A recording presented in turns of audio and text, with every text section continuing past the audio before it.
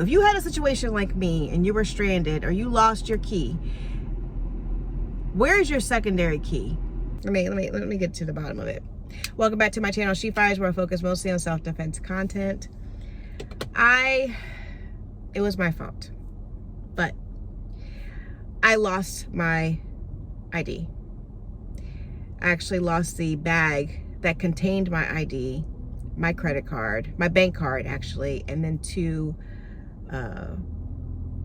Cash App cards. So a series of events. I have a bad habit, okay? We all have bad habits. I have a bad habit of when I take my crossbody off, I stick it down my left side, my car door side, because it's just too much to have on in my seatbelt. So I take it off, and oftentimes if there's someone, you know, there could be someone sitting here or there could be not, but I just got in the practice of sticking on my left side because it's more spacious than my right side. I'm breaking that habit. But my purse, crossbody somehow fell out somewhere. I think I was in and out of my car before I left home.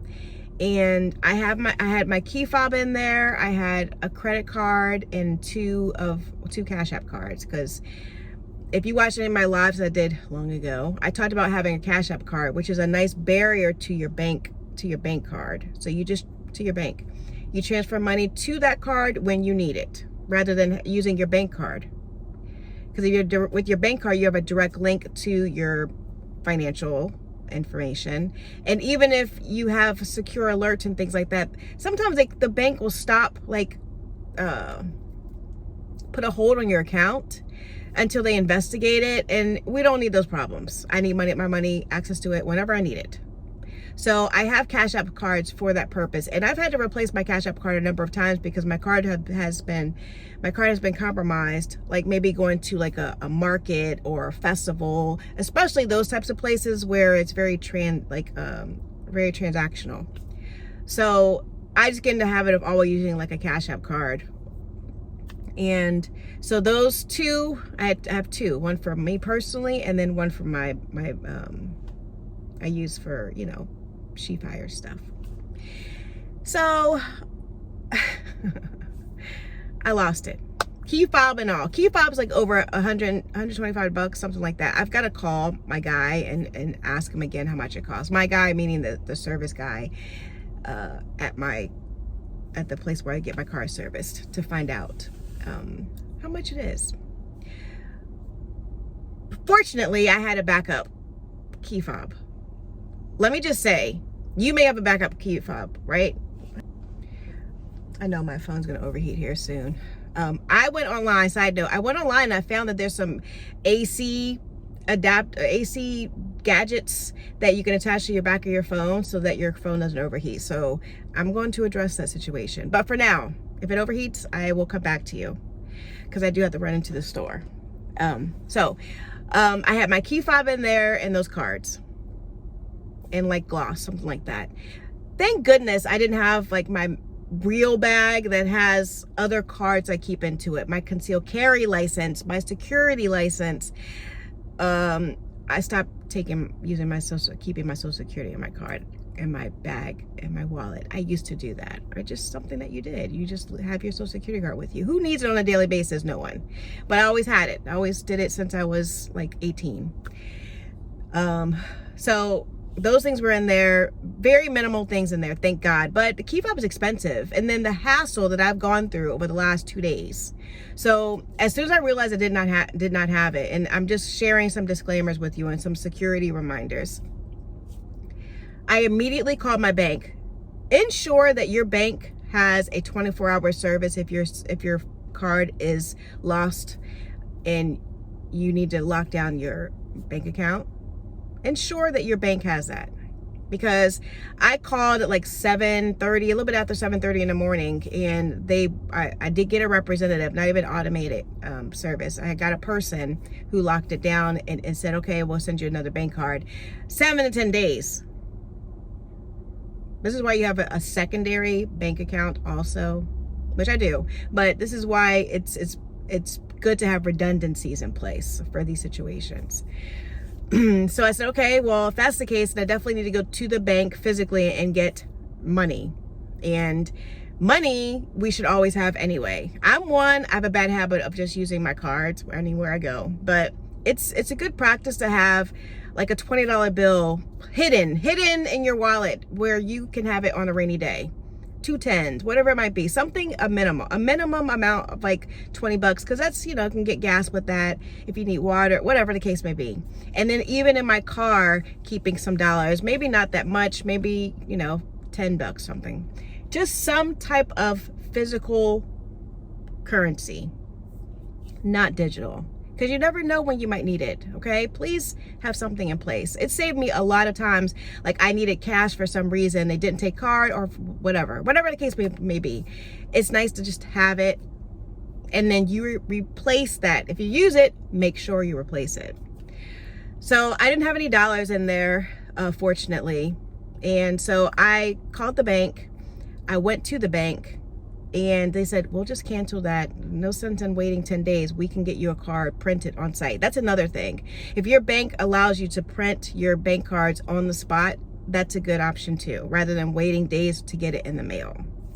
And then I locked my Cash App card, because on the Cash App card, you can lock your card so it cannot be used. I like doing that too, especially if I've left a place that seemed a little sketchy, you know, just locking it for a certain period of time. And Cash App will alert you if your card has been attempted. So that is a very good thing. So I locked both of those cards and my key fob. So I have a second key fob, thank God, at home. But how am I going to get to it? I literally, when I found out, reverse, let me rewind a little bit. When I found out that I didn't have my car started, okay, when I left in the morning. Somehow from me getting in and out of the car, because it was my daughter's first day of school, so I was in and out of the car taking pictures, okay? And when I got into the car, subconsciously, you know, I got alert on my dash saying key fob not present or whatever it says. And I paid no attention to it. I should have. This is all my fault. All of this is my fault. My car alerted me, hey, the key fob is not in the car with us anymore. So somewhere I lost it. So my second key fob was at home. I keep in my office on my desk, just there. Fortunately, my middle daughter, she was home still. She didn't have a client until later in the afternoon. So I called her. Thank God she answered. And I said, please, can you come here? Mind you, poor thing, she was sleeping because she had a later appointment. So she's like, she can take her time. I was like, I need you. I found out when I stopped. That's what I was trying to say. I found out that I didn't have my key when I parked at a gas station, because I was going to go in, get a drink, whatever.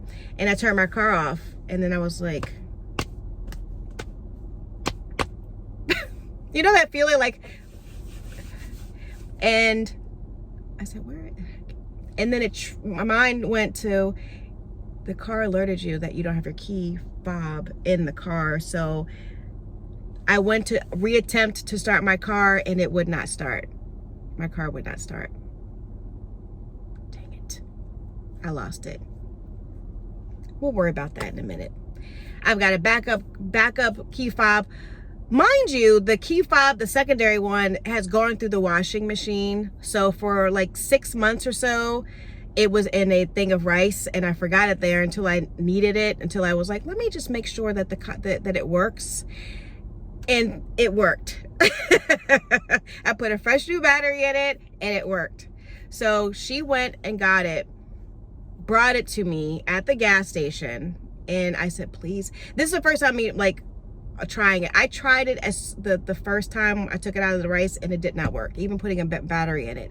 I don't know if it needed to go through some like setting. I don't even know what it needed to do, but it was a 50-50 chance that it was going to work. It did. It worked. One thing that people don't think about is when you have an extra key fob or secondary phone, key lock. Mine has the key, and it also has the mechanism.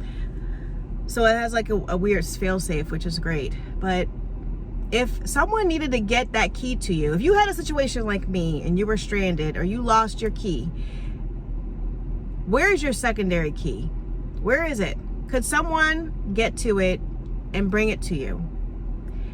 Like, do you have it locked up somewhere where someone can't get to it? Is it hard? Is it like, oh, it's in this box up in the closet in the drawer labeled this color? Like, is it too difficult for someone to get to it if they needed to? You know where it is, but if someone were to help you, could they find it? I know a lot of people might put it in their safe or some other place that only they know where it is. But if you need it in a pinch, making sure that you can get to it, someone can get to it on your behalf. I wanted just to say and share my pain with you, but really to stress the importance of making sure that the resources that you have in place will meet your needs when you need it, especially in an emergency situation. I appreciate you watching. Please do in the comments below share something that I've mentioned, if there's anything that is worth sharing with the greater community, or other things that I should do or keep in mind. Like having extra money with you, that's still a big deal, okay? I know we're cashless society, but sometimes, mostly cashless society and digital currencies where it's at, fine, but I like paper. If the zombie apocalypse happens, do they care about that? Everything will be off, like things will be off grid. Can you get to your money? Can you get to a little bit of your stash?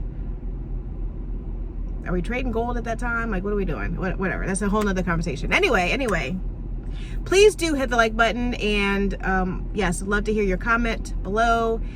And if you've not yet subscribed, I would appreciate your support. Check out my other related videos on my security job venture. Still also remember months vlogs ago I talked about wanting to get my teacher certificate. I still want to do that. I actually went through training yesterday for becoming a substitute teacher. Since I'm looking to get back into IT, I still want to have other options, multiple streams of income, multiple ways of making money, especially if I have any lulls, gaps and such in my life and my work life. So yeah, with the security stuff that I'm doing at the stadium, and with the IT job, and with becoming a substitute teacher, I just like to keep myself busy. I just like doing things, unique things, and keeping and learning as much as I can. You know, life is about experiences. So I appreciate your support, and I will see you in the next video. I feel a little bit vulnerable that my information's out there. Long ago, I think I was like 19 years old, a girlfriend and I went to, and I shared it in one of my lives, we went to Fort Lauderdale, and someone pickpocketed me and I only had 20 bucks with me. We went to a club, they took 20 bucks and they took my ID. I felt so exposed. Like, this person knows where I live, they can come to my house, like all these things. I'm feeling a little bit like that. I'm feeling a little bit like that. So, watch your belongings. Pay closer attention to your belongings. Don't do what I did. Don't do it.